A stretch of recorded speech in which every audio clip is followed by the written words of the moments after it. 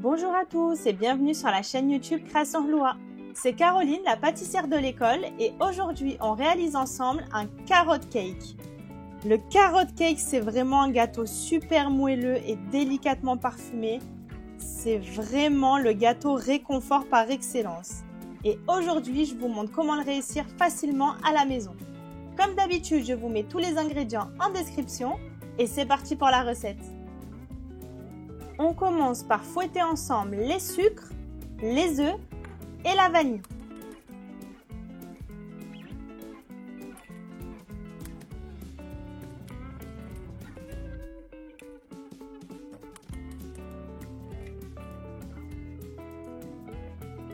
On fouette jusqu'à ce que le mélange devienne légèrement mousseux, pas besoin que ça triple de volume.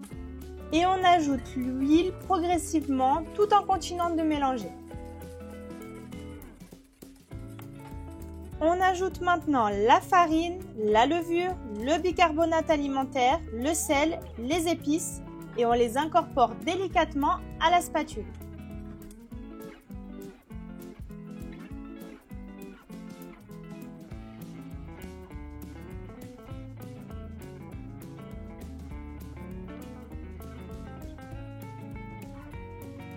Et quand on a une belle pâte bien lisse, on peut venir ajouter les carottes râpées,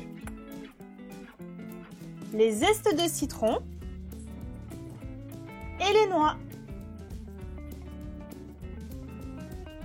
Si vous n'avez jamais goûté ce gâteau, je peux comprendre que ça peut paraître bizarre, les carottes, les épices, les noix, mais je vous assure que c'est vraiment incroyablement bon et super moelleux. J'ai chemisé un moule à charnière de 18 cm. On dépose la pâte dedans et on va enfourner pour 50 à 60 minutes à 165 degrés.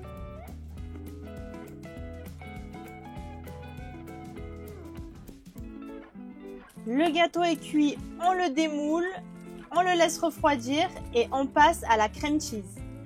Pour ça, rien de plus simple, on fouette ensemble le Philadelphia, le mascarpone, le sucre glace, la vanille et le zeste de citron.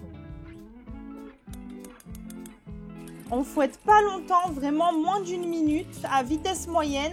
On doit avoir une texture bien lisse, mais qui reste quand même souple pour qu'on puisse l'étaler sur le gâteau.